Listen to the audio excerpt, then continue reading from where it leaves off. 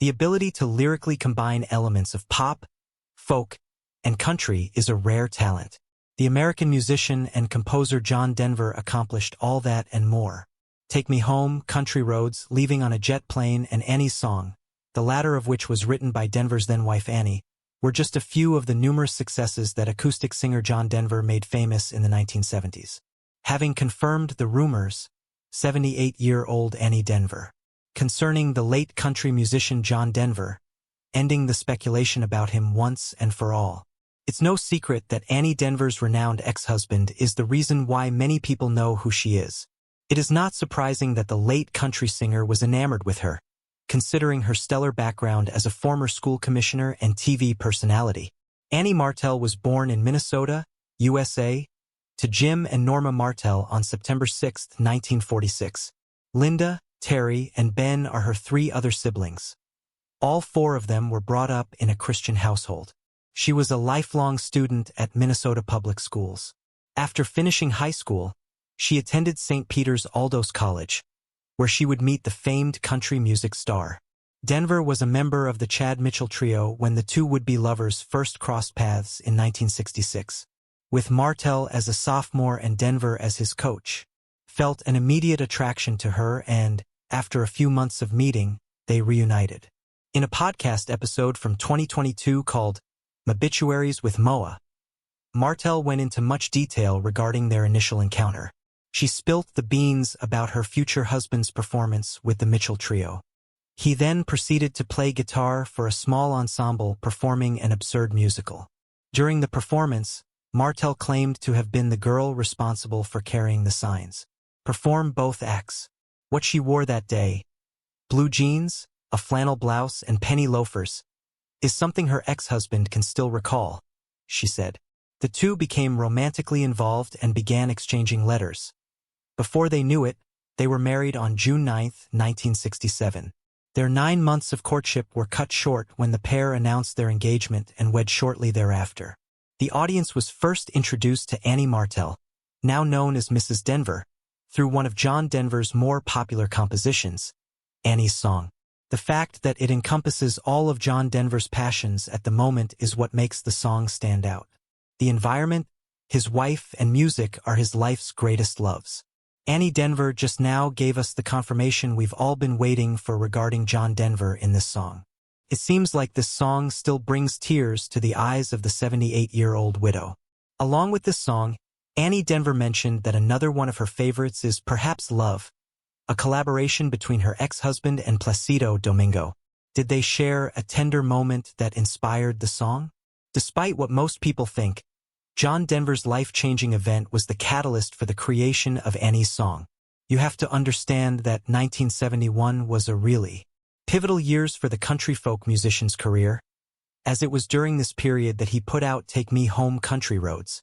However, Annie's Song was just one of several records that helped shape his career.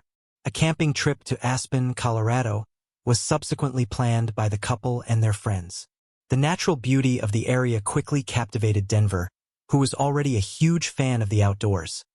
It served as inspiration for another of his popular songs, Rocky Mountain High. Following some time, Denver and his wife relocated to where they settled down to start a family and made their home. But one beautiful day in 1973, John Denver hurried home, moved by what he saw. After setting aside their differences and making up, Annie Denver claims that her husband penned it following one of their several arguments. John Denver was in a great mood when he departed to go skiing, and the song came to him while he sat on the Ajax chair on Aspen Mountain. He jotted it down the moment he returned home, and it was finished in less than 10 minutes. It was originally presented to me by him as a love song. Still, it took on the quality of a prayer for him. When asked about the couple's infertility, Annie Denver expressed her gratitude, saying, "It's pleasing to know that there's lasting proof of the love shared between Annie and John Denver through this song. Biologically, but they did adopt a son, Zachary John, and a daughter, Anna Kate, whom they adored with all their hearts." After 15 years of marriage, the Denvers filed for divorce in 1982, ending what thankfully was a short-lived love affair between the pair. There are two sides to every tale, and we'll look at what caused the parties to separate. According to the country artist, his dedication and achievement have had a profound impact on his marital status. They even went as far as to claim that their relationship began to deteriorate in the latter years of their time together. One of the reasons John Denver got a divorce was because he was so busy touring as a successful musician during his time. My relationship with Annie was undoubtedly impacted by my success and dedication to my job. Denver was a guest on Russell Hardy's show in 1983. I believe we began to drift apart from one another over the last 5 or 6 years, he went on to say. A lot of it was due to the rigidity I developed when we were apart, the things I became engrossed in during that time, and the difficulty we had adjusting to one another's lives once we were back together. As contrasted with their split, according to the singer's wife, was due to their youth and lack of maturity, which prevented them from handling John Denver's unexpected rise to fame. She felt intimidated by his fame and all that it entailed. She had lost all sense of self-awareness and identity as a result. She remains unmarried to this day after the couple's amicable breakup, while John Denver went on to have a second marriage. Were you aware? It has been said that Annie Martel has passed away, but this is not true. She is still very much alive and well, and resides in her Colorado home with her children and grandkids. Annie Martel's cordial treatment of her ex-husband following their divorce is a rare sight, especially considering the brief duration of their relationship. Considering all the drama that's surrounding her ex-husband, this comes as quite a shock. Notably his demise, which will be discussed thereafter. We should probably discuss Annie Martel Denver's ex-husband, John Denver, as we have previously done so about Annie Martel Denver. A native of Roswell, New Mexico, Henry John Dutzkondorf Jr. came into this world on December 31, 1943. He became famous as John Denver, a legendary figure in country music. A man named Emma Louise and a woman named Senior Captain Henry John Dutch of Dutzkondorf. His dad had an amazing record as a pilot and was very decorated. As a boy, Denver remembered his father as a strict parent who was distant and uncaring. The family traveled around a lot due to the patriarch's job. Moving around a lot as a family didn't help Denver, who was already an introverted child. One thing he struggled with was always fitting in with his new surroundings and making friends. While his father was stationed in Tucson, Arizona, from 1951 to 1959, the family resided there for the longest period of time. His grandma gave him an acoustic guitar when he was 11 years old, and he taught himself to play it. He persisted in playing, and by the time he reached college, he had earned a reputation as a talented enough musician to perform at local venues and nightclubs. He continued to use his given name until the New Christie's founder, Randy Sparks, one of the minstrels, proposed that he get a new name, one that was easier to pronounce than his old one. He changed his name as John Denver and kept performing even while he studied architecture at Texas Tech University in Locke. Before he left school in 1963 to focus on music full-time in Los Angeles, Denver was a guitarist and singer in a folk music ensemble. After 2 more years of performing at folk clubs, Denver finally filled in for Chad Mitchell in the trio that was later rechristened Denver, Boise, and Johnson to honor the 3 members, John Denver, David Boise, and Michael Johnson, who had previously performed as Chad Mitchell Trio. After a few more years, Denver decided to go solo instead of staying with the band. In 1969, he signed with RC Delay Records and released his debut album, Rhymes and Reasons. He had previously recorded a few of his songs on his own, including Babe I Hate to Go. Before this, that producer Milt Oken took notice of. We now know it as Leaving on a Jet Plane after it was redone. The song was popularized by the folk group Peter, Paul, and Mary, who also happened to be Denver's producer at the time. Their version of the song even reached #1 on the Billboard Hot 100. In December 1969, Denver's rendition likewise reached the peak of the U.S. Cashbox chart. The little-known facts about John. One interesting thing about Denver is that he handled the majority of the promotion on his own. He went on a tour of the Midwest, gave out free performances, and even offered to play at local venues for free. Knowing he was the songwriter responsible for the jet setting, he also visited radio stations that played along with his antics. During his time slot, he was even given permission to play a couple of songs.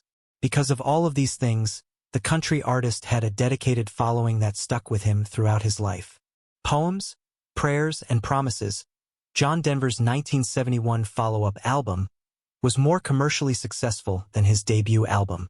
Tracks like Take Me Home, Country Roads helped propel the album to the top of the charts. While Denver's work with the locals deserves some of the credit for the album's success, Jerry Weinenrob, Denver's new manager, also deserves credit for expanding the artist's audience through a radio broadcast campaign. Hits like Rocky Mountain High, Sunshine on My Shoulders, Thank God I'm a Country Boy, and Annie's Song propelled John Denver to new heights of fame in the early 1970s. To ensure he had enough coverage on local TV, Weinenestra appeared on as many guest shows as possible until he began presenting his own. Over 60 million people tuned in to see his holiday spectacular, Rocky Mountain Christmas, and it was widely considered to be the most popular program on the ABC network that season. A BBC series, The John Denver Show, was soon in the works for the artist due to the overwhelming demand for his music. It would be remiss of us not to mention the singer's numerous honors, which include numerous Grammys and American Music Awards. John Denver focused more on humanitarian work and environmental protection when his fame declined in the late 1970s. As part of his involvement in charity events he performed for, in addition to donating $1 to the Aspen Valley Hospital and the Aspen Camp School for the Deaf, $7 million fundraising effort. In addition to being a house, the 450-acre Windstar Land Conservancy in Aspen, Colorado, also serves as a refuge for animals and a venue for environmental education. Obviously, Denver's marriage to Annie Martell and subsequent 15-year divorce are well-known facts. Our work.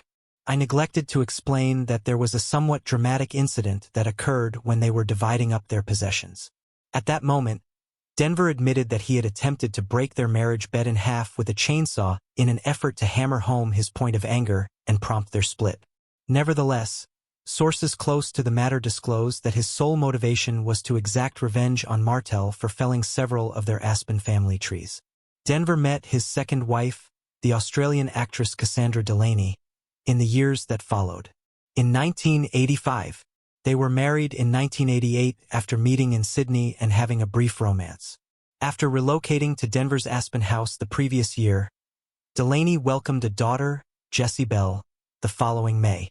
However, Denver and Delaney's marriage also ended in divorce, and their time together was far shorter than that of his marriage to Annie Martell. After divorcing in 1991, the actress went so far as to accuse her ex-husband of being a brutal bully out for revenge. No one knows for sure, but many attribute Denver's later troubles to the fact that he was divorced from his second wife. In 1992, he faced charges related to drunk driving for the initial time, and the year after that, he was put on probation after pleading guilty to drunk driving charges stemming from a Porsche crash into a tree. He was told by the Federal Aviation Administration, FAA, that he couldn't drink and fly after his drunk driving conviction. Nevertheless, he was unsuccessful. Denver was deemed medically unable to fly the plane the year after. Subtle as he may seem, John Denver had a troubled past that drove him to seek solace in drugs and drink. Despite his outward confidence, he battled depression and was insecure on a personal level. In his writing, he also confessed to using LSD and marijuana. Rocky Mountain High and frequently encountered criticism due to his problematic drinking habits and hypocrisy. John Denver understood a lot about flying, even if he wasn't a decorated aviator like his father. It was even legal for him to do so. Participating in a VH1 advertising contest was just one more way that John Denver loves flying. Why, therefore, did a man of his stature meet such a sad end? Was he the target of sabotage of some kind? Flying machines? Find out by continuing to listen.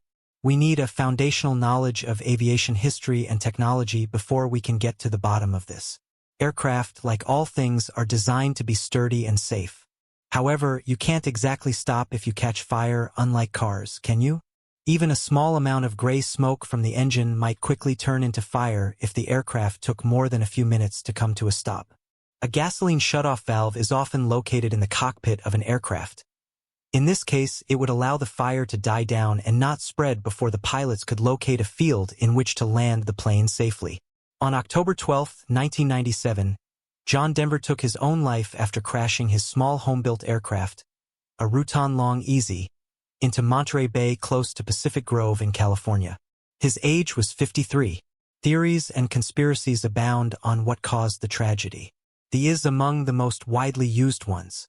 The fuel selection valve was positioned incorrectly, behind the left shoulder of the pilot. The pilot would have to let go of all the controls to turn off the valve, which is horrible ergonomics. His fuel is on top of that. It was difficult to detect if he had almost no fuel left due to the nonlinearity and lack of indications on the gauges that indicated his fuel level.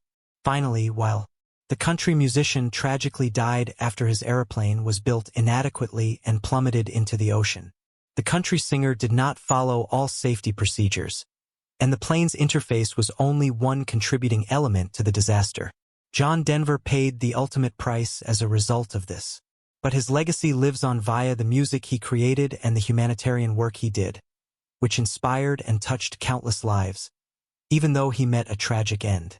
Just this year, his single Country Roads Take Me Home made its debut on the Billboard list thanks to a Super Bowl commercial.